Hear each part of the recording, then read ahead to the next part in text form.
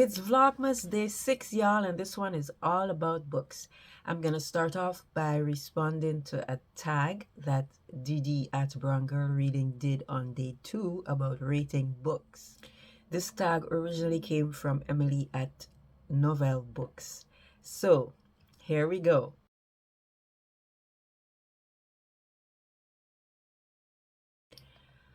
I don't DNF that often. I'm actually pretty discerning about the books that I choose to read. So usually I go in with a pretty good list.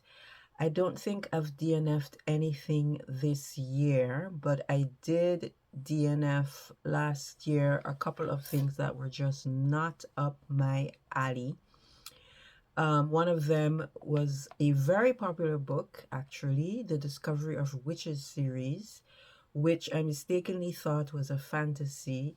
Started it to realize, in fact, no, it was a romance with fantasy bits thrown in, and the fantasy parts weren't even working for me, and I don't read romance, so that was a definite DNF.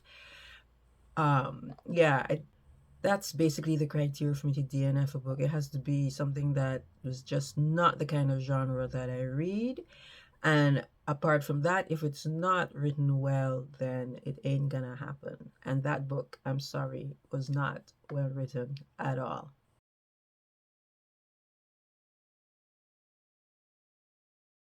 Yes, I do rate books 1 star. I don't think I've rated any books 1 star recently. Like I said, I really am very discerning about the books that I choose to read. So it's rare for me to come across a 1 star book, although I have come across books that I have DNF'd, of course.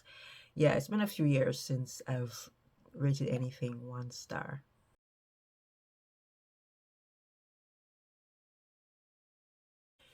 So for me, a 2 star book is one where either the author missed the mark, like I was really disappointed. It might be a book that I thought was going to be really good that I was interested in, but just the author did not pull it off at all.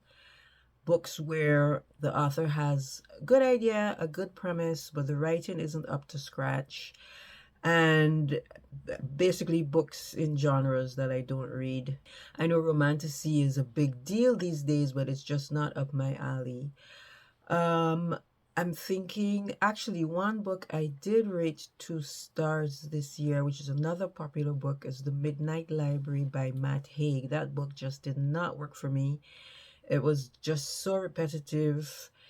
Great premise. I liked the beginning, and then it just all fell apart because I don't know. I found it just very trite and pithy, and it just wasn't for me. I guess I wasn't in the headspace for that kind of book. I know lots of people loved it, but I figured out what the main character needed to do before I was even halfway through. So for me, that was just a no. Nope. 2 stars.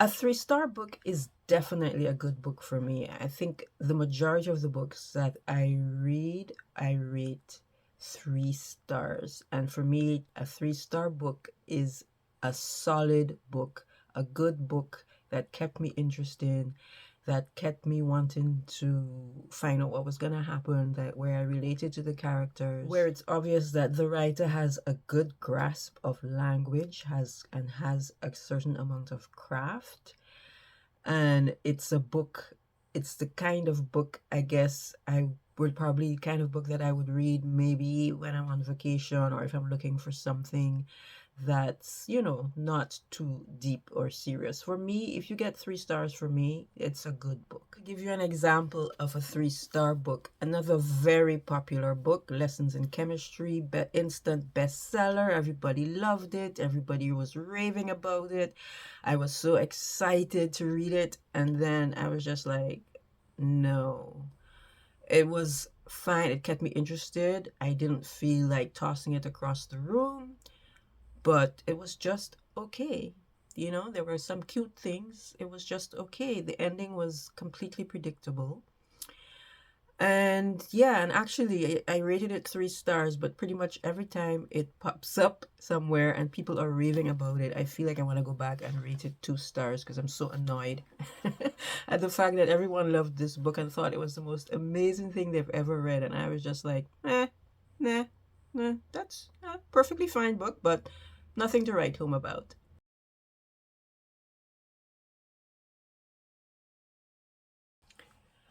For me, a 4 star book is a great book that I really, really loved. The writer knows what they're doing. The storyline is captivating. The characterization is spot on. There's new and interesting stuff. There's stuff that makes me want to run to the internet and Google and look up. I feel a connection with the characters, with the story, not necessarily with the characters, because I don't necessarily always feel a connection with all characters in books that I love, but I feel a connection with the storyline. The writing is top notch, and it's the kind of book that I recommend to everyone and rave about. Here's an example of one of the books I rated 4 stars this year, Hungry Ghosts by Kevin Gerard Hussein out of Trinidad. Caribbean Lit. So if you're into Read Caribbean, I recommend this. This was a 4 star book for me. Great reviews, beautiful writing. It's historical fiction. It's set in the Caribbean, so you gotta expect some trauma, but just wonderfully written, great story. I learned a lot. There are things that I didn't know and I had to go looking up, and that's something that always helps me to rate a book highly. Is if you pique my nerd radar and I have to go and I want to go look up and learn more about things, then yeah, you're definitely in the 4 or 5 star area.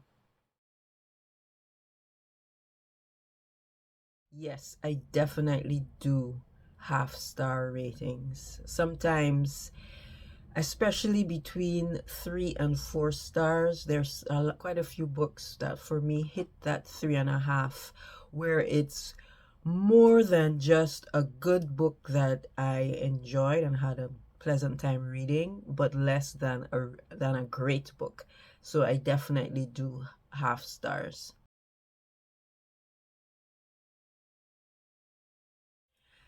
I don't read books 5 stars often. For me, a 5 star book is a book that completely blew me away. The author took me somewhere I never expected. It's different. There's something that's just amazing and fantastic about it. It's a book where I learned stuff, where I see things from a completely different perspective. Just a book that when you close it, you're just like, wow, what on earth was that? That was the most amazing thing I have ever read.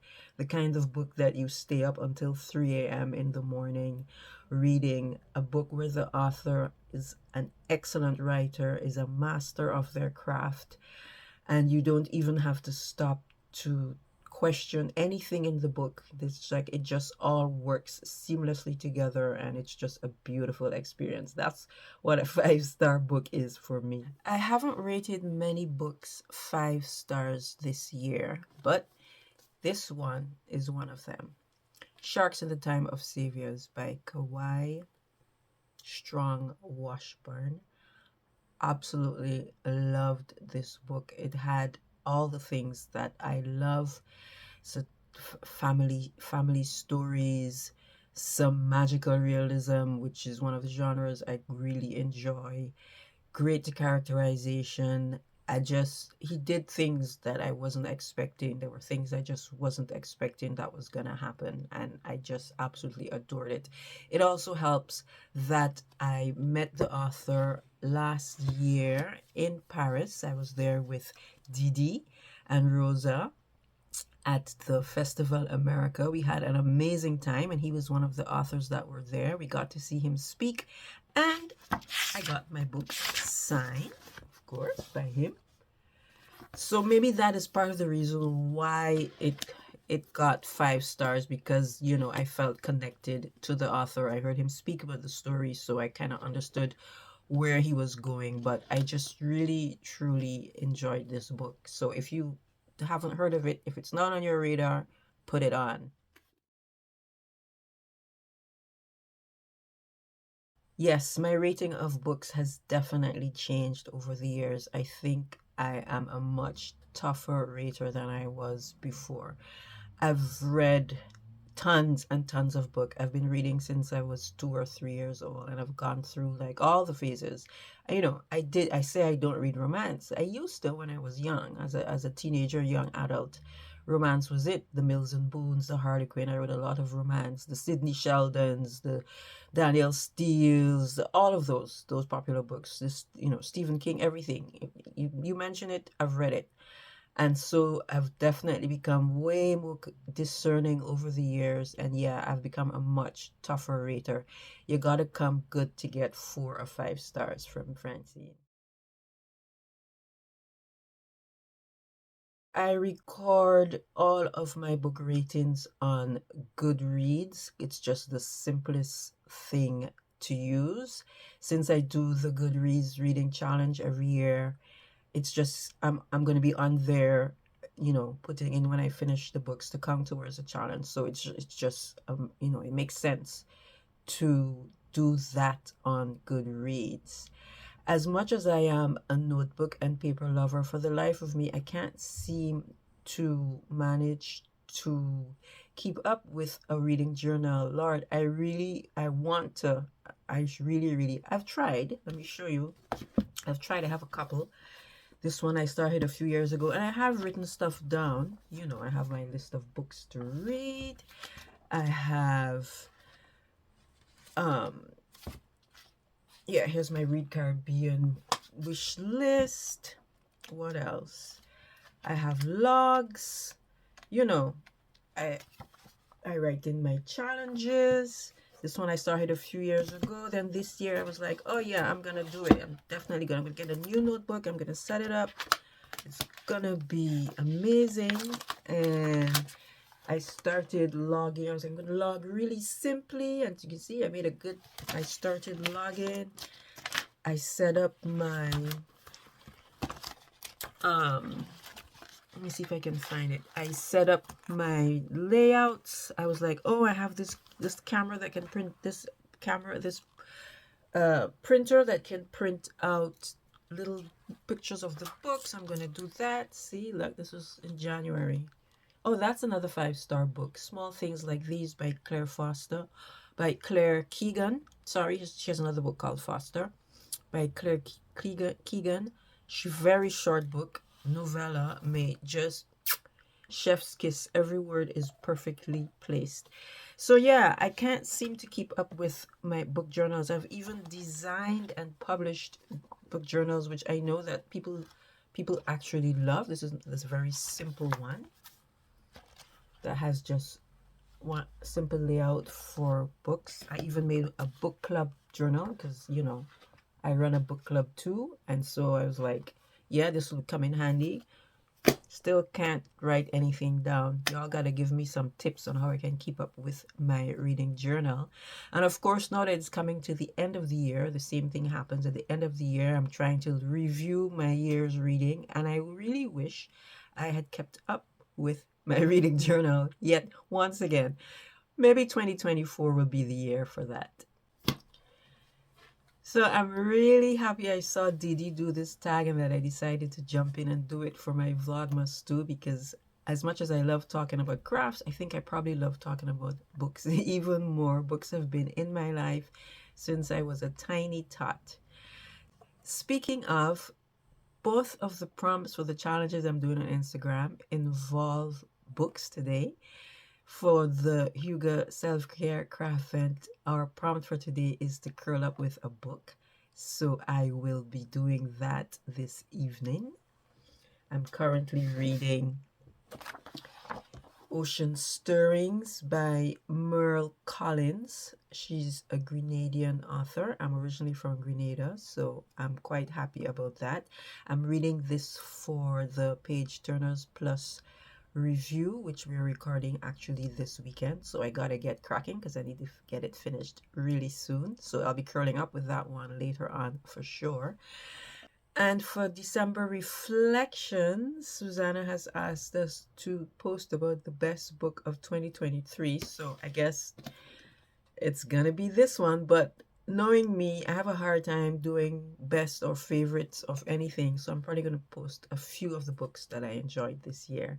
So if you follow me on Instagram, you can look out for that.